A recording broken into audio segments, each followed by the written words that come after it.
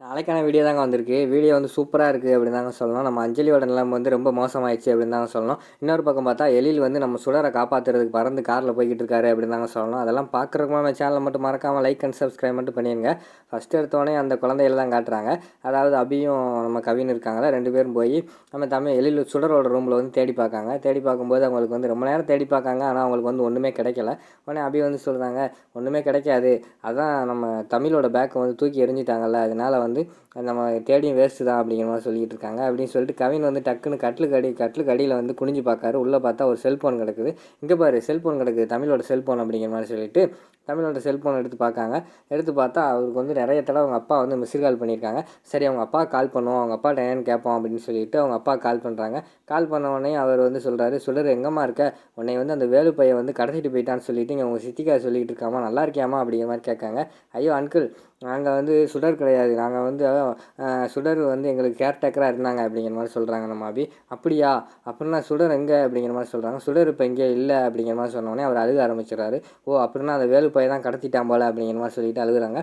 Uncle வேலுனா யார் அப்படிங்கிற மாதிரி அபி வந்து கேட்குறாங்க. அது ஒரு படுபாய் பைய கொலகாரன் அப்படிங்கிற மாதிரி சொல்லிட்டு வைய ஆரம்பிச்சிடுறாங்க. அவங்க ஃபோன் பேசிக்கிட்டு இருக்கிற நேரத்தில் அங்கிட்டிருந்து வந்து நம்ம சுடரோட சித்தி வந்து வந்துடுறாங்க. சுடரோட யோ என்னையா இங்கே யார்ட்டையா ஃபோன் பேசிக்கிட்டு இருக்க, நம்ம இப்போ கிளம்புனா தான் நாளைக்காவது சென்னைக்கு போக முடியும், நம்ம இப்படி கிளம்பிக்கிட்டு இருந்தோம்னா அதுக்குள்ளே வேலு வந்து கல்யாணம் முடிச்சிருவான் போல் அப்படிங்கிற மாதிரி சொல்லிகிட்டு இருக்காங்க. ஏய் உண்மையை சொல்லுடி, ஒழுங்கா என் மகளை எங்கே கடத்தி வச்சுருக்காங்க சொல்லு அப்படிங்கிற மாதிரி மிரட்டி கேட்காங்க. அதெல்லாம் சொல்ல முடியாது அப்படிங்கிற மாதிரி சொல்கிறாங்க. டக்குன்னு பார்த்தா கன்னத்தில் ஒரு அறையை போட்டுறாரு நம்ம சுடரோட அப்பா.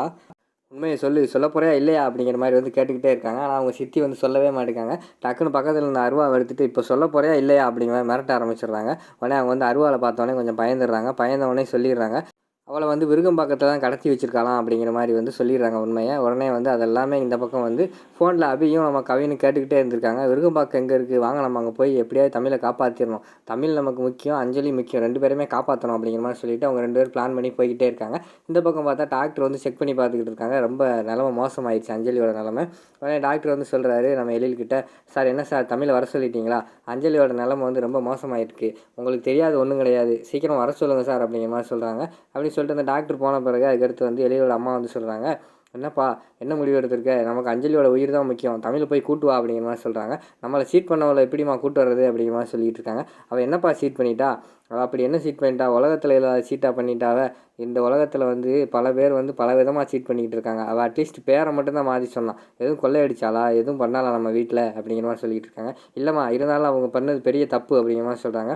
ஆமாப்பா பெரிய தப்பு பண்ணிட்டு எல்லாருமே சந்தோஷமாக இருக்காங்க, பேரை மாற்றி சொன்னதுனால அவள் பெரிய தப்பு பண்ணிட்டாளா, அவள் வந்து உண்மையாக இருந்திருக்காப்பா, உண்மையாக இருந்ததுனால தான் அஞ்சலி வந்து இவ்வளவு போய் 2 நாள் ஆனவொடனே சாப்பிடாமல் இருக்கா. இது நீ உன் குழந்தைகளை பிரிஞ்சு ஒரு 10 நாள் எங்கேயாவது பிரிஞ்சிருமே, ஏதாவது ஒரு குழந்தைய வந்து ஹாஸ்பிட்டல் அட்மிட் ஆகுமா, ஏன் ஹாஸ்பிட்டல் அட்மிட் ஆகிறத விடு, ஏதாவது ஒரு குழந்தை வந்து ஒரு வேளை சாப்பாடு வந்து என் அப்பா வந்தால் தான் சாப்பிடுவேன் அப்படின்னு சொல்லுமா, நீ அதை யோசிச்சு பாரு, யாரும் சொல்ல மாட்டாங்க. அவள் உண்மையான பாசத்தை வந்து அந்த குழந்தை கொடுத்துருக்கா, அதனால தான் அஞ்சலி வந்து தமிழ் வந்தால் தான் சாப்பிடுவேன்னு சொல்லிட்டு அடம்பிடிச்சிக்கிட்டு இருக்கா அப்படிங்கிற மாதிரி வந்து நம்ம எழிலோட அம்மா வந்து சொல்லிகிட்டு இருக்காங்க. கொஞ்ச நேரம் யோசிச்சுக்கிட்டே இருக்காங்க. டக்குன்னு பார்த்தா நம்ம எழில் வந்து சொல்லிடுறாரு, இல்லைம்மா என்னால் கூப்பிட்டெல்லாம் வர முடியாது அப்படின்னு சொன்னோடனே அவளுக்கு வந்து ஷாக் ஆகிடுது. சரி பரவாயில்ல, நீ கூப்பிடலான்னு பரவாயில்ல, நான் ஃபோன் போட்டு கூப்பிட்றேன் அப்படின்னு சொல்லிட்டு விறுவிறுன்னு தமிழோட ஃபோனுக்கு கால் பண்ணுறாங்க. கால் பண்ணால் கவின் தானே வச்சிருக்காரு. கவின் ஃபோன் எடுக்காரு. ஃபோன் எடுத்த உடனே பாட்டி சொல்லுங்கள் அப்படிங்கிற மாதிரி சொல்கிறாங்க. டேய் தமிழ் ஃபோன் ஒன்ட்ட எப்படி இருக்குது அப்படிங்கிற மாதிரி கேட்காங்க. இல்லை தமிழ் ஃபோனை நாங்கள் தான் எடுத்தோம், இப்போ தமிழ் தான் கூப்பிட போய்கிட்டு இருக்கோம் அப்படிங்கிற மாதிரி சொல்கிறாங்க. என்னடா சொல்கிற, தமிழை கூப்பிட எங்கே போய்கிட்டு இருக்க அப்படிங்கிற மாதிரி பாட்டி கேட்காங்க. இல்லை விருகம்பாக்கத்தில் எங்கேயோ கடத்தி வச்சுருக்காங்களாம், இப்போ தான் அவங்க அப்பா கால் பண்ணி சொன்னாங்க, நாங்கள் அங்கே தான் போய்கிட்டு இருக்கோம் அப்படிங்கிற மாதிரி சொல்கிறாங்க. டேய் என்னடா அங்கே போய்கிட்டு இருக்கீங்க அப்படிங்கிற மாதிரி சொன்னோடனே ஃபோனை வச்சிடுறாங்க. அப்படி டேய் என்னடா அப்பாவுக்கு தெரியாமல் நம்ம போய்கிட்டு இருக்கோம், இப்போ பாட்டிகிட்ட சொல்லிட்டேன்னா பாட்டி வந்து அப்பா கிட்ட சொல்லிடுவாங்க, இப்போ நமக்கு தான் பிரச்சனை அப்படிங்கிற மாதிரி சொல்கிறாங்க. அதுக்கடுத்து ஃபோனை வந்து சுவிட்ச் ஆஃப் பண்ணி வச்சிடுறாங்க.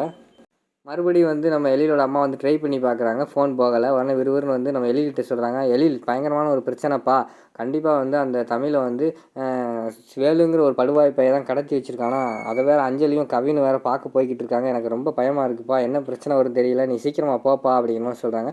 என்னம்மா சொல்கிறீங்க, இவங்க எதுக்கு போய்கிட்டு இருக்காங்க அப்படின்னு கேட்காங்க. தெரியலப்பா, திருப்பி கால் பண்ணேன் கட் பண்ணிட்டாங்க, ஃபோன் வேறு சுவிட்ச் ஆஃப் ஆயிடுச்சு, என்ன பண்ணேன்னு தெரியல அப்படிங்கிற மாதிரி வந்து எழிலோட அம்மா சொல்கிறாங்க. சரிம்மா பயப்படாதீங்க, இருங்க நான் போய் காப்பாற்றுறேன் அப்படின்னு சொல்லிட்டு அவர் வந்து ஒரு பக்கம் கார் எடுத்துகிட்டு போகிற மாதிரி காட்டிக்கிட்டு இருக்காங்க. இந்த பக்கம் பார்த்தா நம்ம அபியும் கவினும் வந்து ஆட்டோவில் போய்கிட்டு இருக்கிற மாதிரி காட்டிக்கிட்டு இருக்காங்க.